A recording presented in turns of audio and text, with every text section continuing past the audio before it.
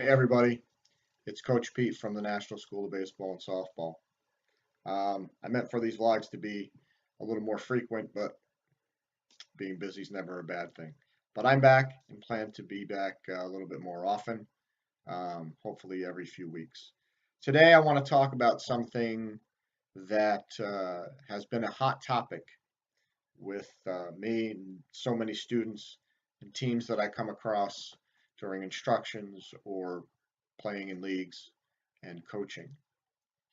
I get told by far too many students and players that they don't want to go to practice because it's boring. Um, they're not learning anything. They get yelled at. Um, they do the same things over and over and over again, and they don't get to try different positions. Now, this is something that really concerns me because practice to me is just like instructing.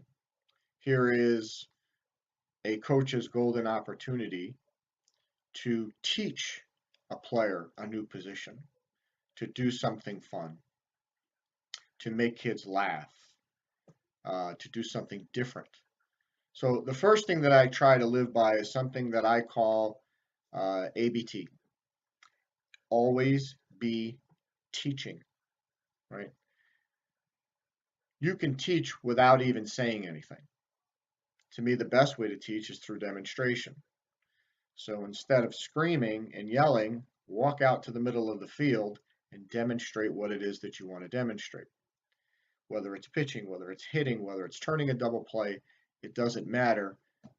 Kids learn visually, not by screaming, yelling, and telling what to do. So you can teach in a lot of different ways. Teaching to me is the number one thing. Number two is having fun.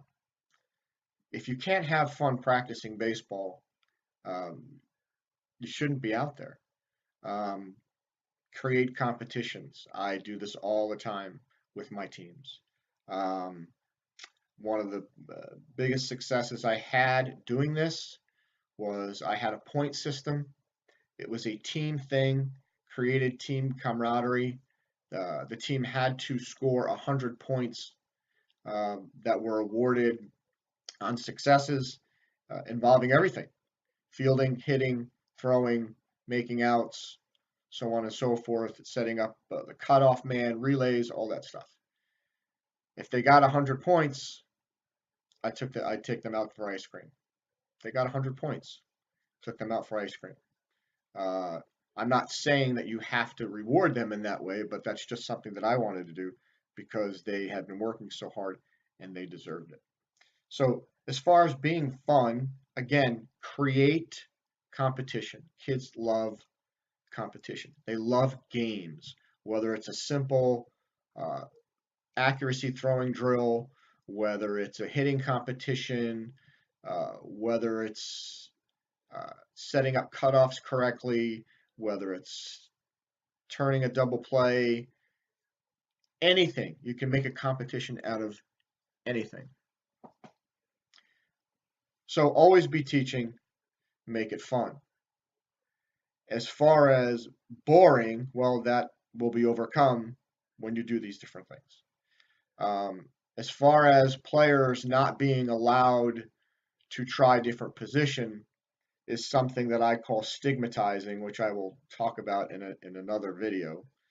But again, to me, unless the player is not coachable, and that is possible, some players just don't want to learn, and that's up to the player and the parents to fix that. But if any player is coachable and they want to try something, why wouldn't you let them try it in practice? Where else are you going to try it? How are you going to make them better? It is our job as coaches to make these kids better. I'm not talking about high school kids, college kids. I'm talking about the youth of baseball from age 4 and 5 all the way up to 10, 12, 13, 14, even 15 years old, right? They play for the love of the game. So we need to make them love it more. Even major league players, when they have practices and workouts and stuff, have fun, laugh, joke around, have competitions. So it works. Um, but to me, it comes back to two basic things. Always be teaching. If you don't know what to teach, there's so many things on the internet, especially YouTube, to help you out with different drills. Um, there's so many things out there regarding games that you can play, competitions that you can have, um, and about how to teach specific positions, how to hold a glove, what to do on first base, what foot goes on the bag, so on and so forth. Every position. Some YouTube videos aren't great, but every little bit helps. You got to do your research. You got to pick and choose the ones that fit what you're looking for.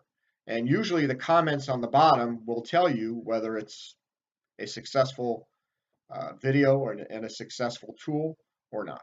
So you have to take some time if you don't know how to teach or you don't know what to coach or how to coach it. I have the utmost respect for any father or mother or teenage kid who volunteers their time to coach a team. I truly, truly do. But you need to learn to teach, and you need to learn what to teach and when to teach. Screaming and yelling instruction at young players at practice, to me, it doesn't work. Your voice going up because someone is in danger, that's something different. Your voice going up because someone is goofing off, that's different. To me, it's always safety first. Um, but screaming and yelling at a kid because he didn't make the play right or he missed a ground ball, just it doesn't work. It doesn't. Um, Positive reinforcement. I mean, I'm old school. Uh, However, being a psychology major, you need to go with positive reinforcement and physical demonstration to teach the kids how to do things correctly. So, in closing, I just want to say you don't want your team walking away from every practice feeling like nothing was accomplished, feeling like they didn't learn anything, uh, that they were bored the entire time, that it was not fun. It's really not what you want. There's plenty of stuff on the internet, and there are plenty of coaches and instructors out there that truly know how to help you, and you just have to reach out. I give suggestions to people all the time. I don't charge them for that. If anybody asks me a question, I give them an answer. How do I do this? How do I do that? So there are plenty of good people out there willing to help. So keep your practices fun, ABT. Always be teaching, have contests, make them laugh. You be the brunt of the joke. I am the brunt of every joke that I tell. I make fun of myself more often than you can shake a stick at, and the kids love it. So that's my speech for today. It's the coaches, it's the parents, it's the players, right? It goes out to everybody. Um, Parents, if you feel like your child is in this position with a team, you need to speak up to the coach nicely. Players, you need to be coachable. If your coach is trying to teach you something, you need to listen. Okay? So it kind of falls on everybody, but it really starts with the coach. Always be teaching. Make it fun. This is Coach Pete from the National School of Baseball and Softball. I will catch you next time, and our next topic will be stigmatization. See ya.